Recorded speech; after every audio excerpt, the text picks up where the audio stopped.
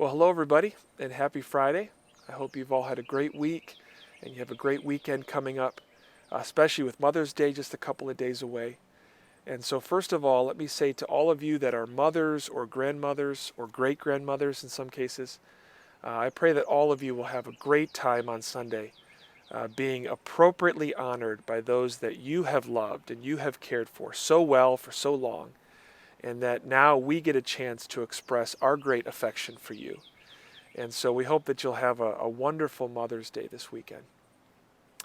In my devotional video last week, we talked about 1 Thessalonians 5:18, where the Apostle Paul tells us, he says, to give thanks in all circumstances, for this is the will of God in Christ Jesus for you.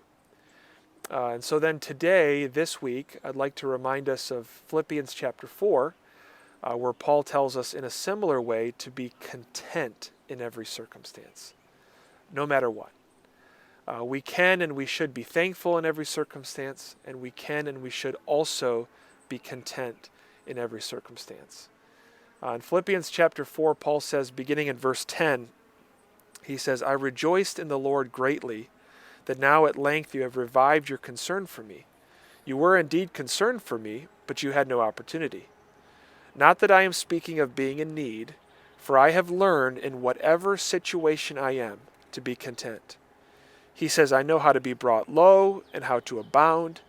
In any and every circumstance, I have learned the secret of facing plenty and hunger, abundance and need.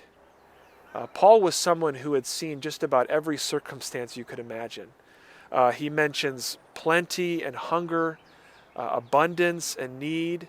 And you could add to that list imprisonment and freedom, great blessings alongside intense persecution and great trials.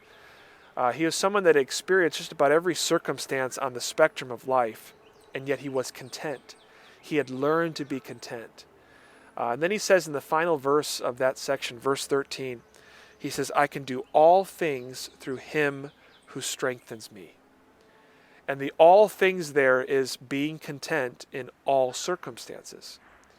In other words, it is the Lord who can and does strengthen us to have contentment.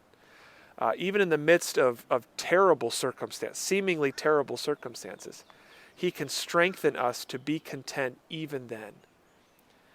And then finally, to close, going even one step beyond that, the ultimate reason why we can be content in every circumstance is because the Lord is always with us. In Hebrews chapter 13, verse 5, the author of Hebrews says, keep your life free from the love of money and be content with what you have, for he has said, I will never leave you nor forsake you. And so again, the ultimate reason why you can be content with little, for example, is because you have him. And what else compares to that? The reason why you can be content in a seemingly bad circumstance is because he is with you in that circumstance. And what compares to that? And so in this upcoming weekend and the week or weeks to come, I pray that the Lord will help us to be content, truly content in every circumstance, because he will never leave us nor forsake us. And what compares to that? God bless you.